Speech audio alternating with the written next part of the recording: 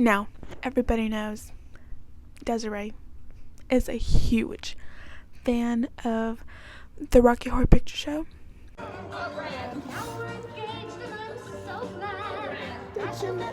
Rocky Horror. I love Rocky Horror so much. It all started in the October of 2020. Watched it during June 2021, where I was going through a bit of the mental state of Desiree was dark. And during this dark period, I watched it every day. And the floor show just was a comfort scene to me, and still is a huge comfort scene to me, despite this obsession and this, especially I'm Going Home. The floor show is so important, and I tear up still. Watched it like 30 times, 40. Watched it more times than I've ever watched anything. That scene still makes me violently sob. I love the floor show. Gonna go see Rocky Horror in 25 days, and I got Rocky nails. Yeah, so know that I am eligible to be talking about this today. Today we're going to be talking about the floor show, a character analysis. If you want to read this character analysis, it's in my blog. This is my blog. The floor show scene starts.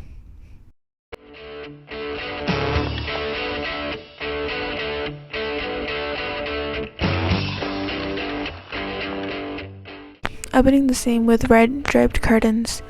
Behind the curtains is Dr. Frankenfurter putting the final touches on the marble statues. The long-awaited event is seconds away. The floor show. Lights on, curtains open, lives are changed. My life has changed forever. Looking past their seductive outfits, the lyrics are equally revealing towards the characters. Colombia, Rocky, Brad, and Janet give every piece of their hearts and souls on the stage, making the floor show the most significant scene in the film. In Rose Tints My World, we learn of every character's vulnerabilities along with their deepest desires. You know that when the corsets are on, the tights, the high heels, the face makeup, it's gonna go down. Secrets are gonna be told. Desires, lust, it's all coming out, and it's so good. It's so good. Because you start off, okay, you don't know anything about these characters until this scene. It really, they reveal everything about themselves. For example, Colombia sings in regards to how satisfied she was with her life. She was in a happy relationship. She was in a happy, long, committed relationship with Dr. Frankenfurter.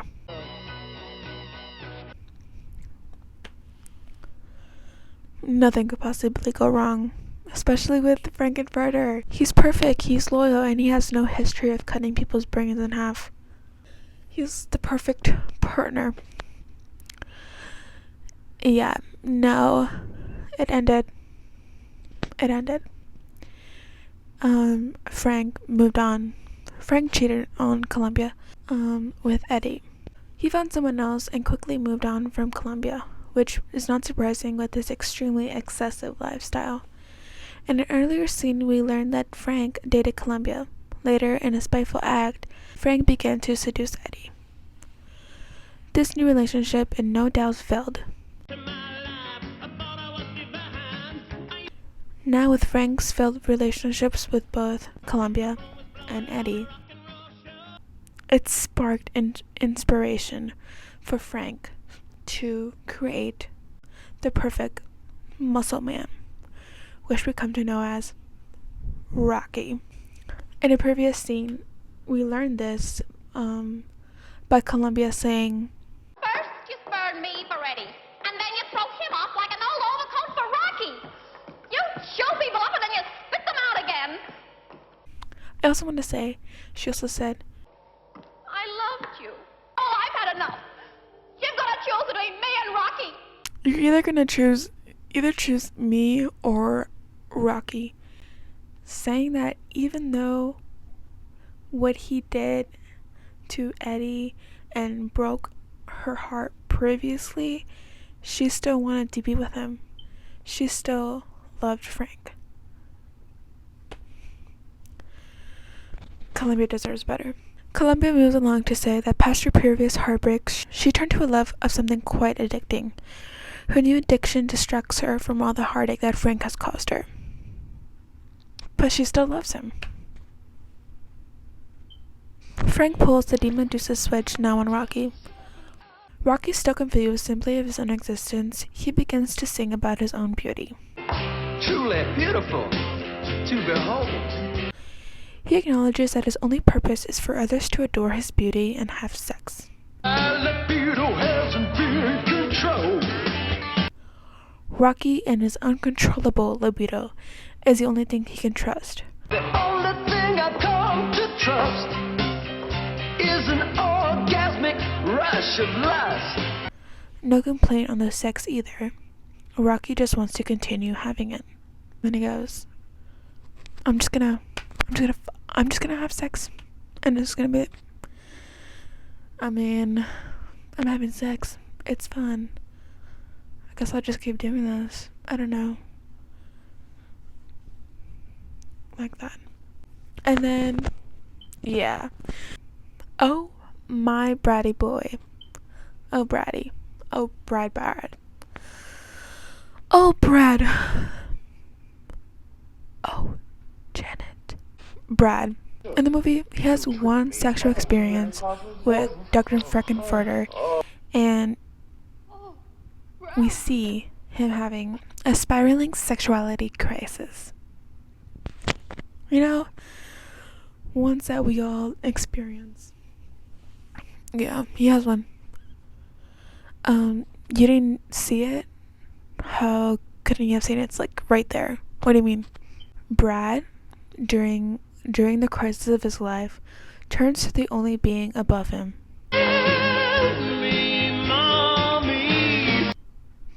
His own mother, of course. Not God. Like, God help me. God.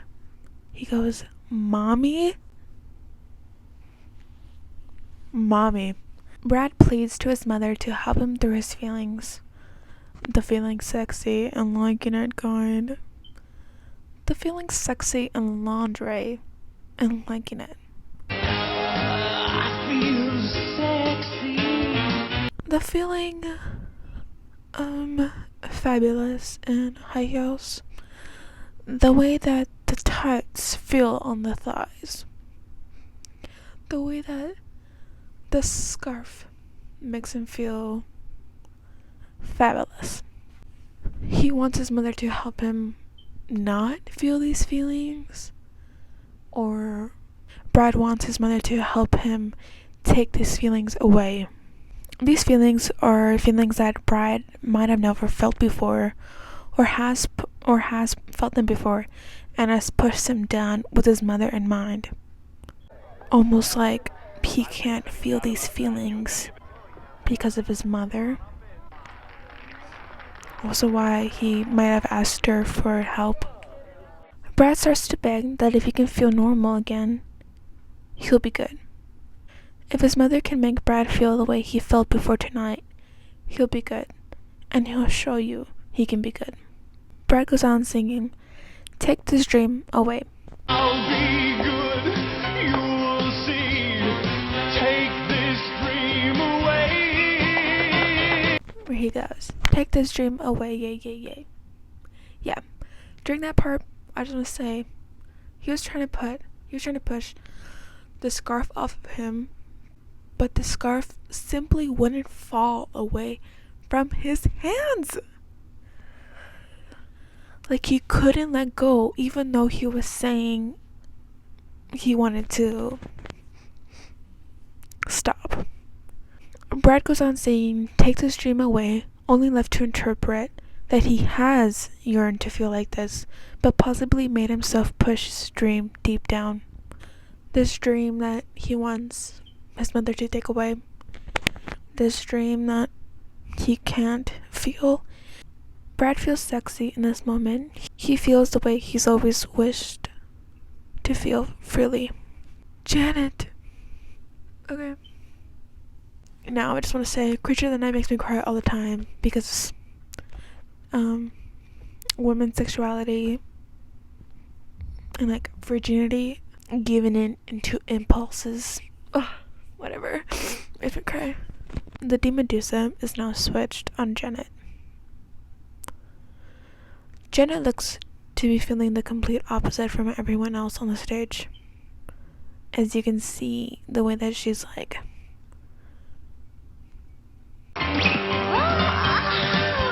she looks to be in absolute bliss. She says in a very pleased tone,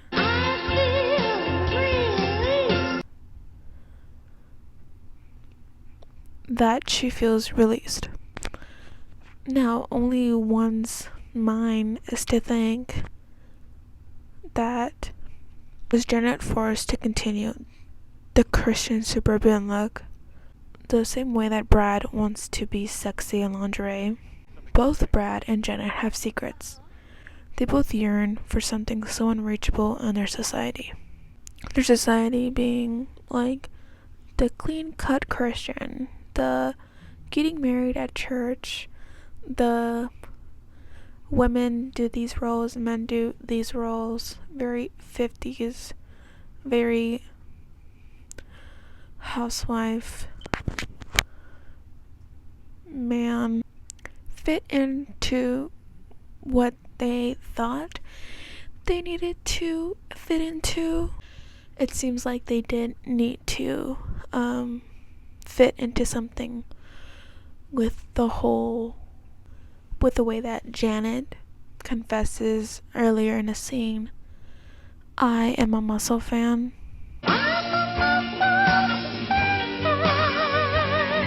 In just 7 days. It reveals that she has fantasized about other men. She still got engaged with Brad.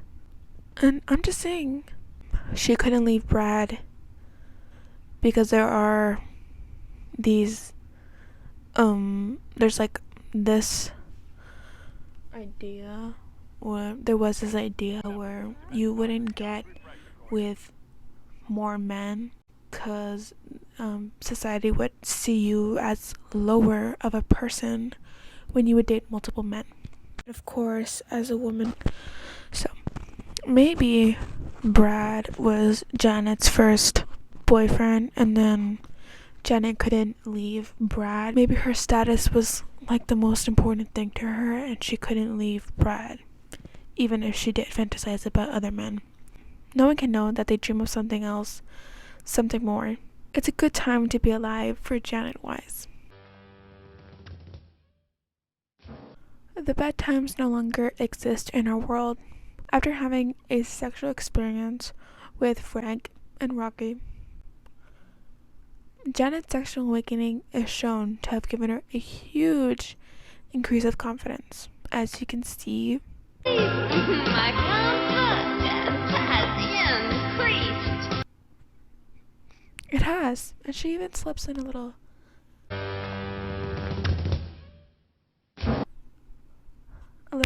mwah to Frank. His lust is so sincere. His lust is so sincere.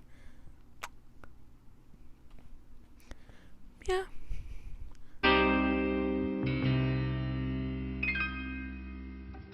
Then if anything grows. Losing her virginity has given her a euphoric feeling and is very thankful for it. Yeah. So, yeah. These are my opinions on these characters. What I can interpret from the song, from the film, from the floor show. Overall, during Roast Against My World, every character has revealed themselves in a way the audience would have never predicted from the beginning of the film. Colombia's heartache. We didn't know about Colombia's heartache and her way of dealing with her failed relationships. Rocky, Brad, and Janet's exploration of their own sexuality during this night. Brad revealing his feelings on his gender expression. The Roast Against My World performance is so impactful, and I hope this continues for generations. No matter how many times you watch the floor show, you can always catch something new or understand the lyrics in a different way from your last watch. You never totally know a character from the first act. The floor show has taught me. Why should one try so hard to change something that shouldn't be changed, but expressed instead? Oh my god, I did not know. I remember I wrote that. That was really good. That was my interpretation of the floor show. I hope you enjoy. Thank you. I'm seeing the Rocky Horror Picture Show in 26 days.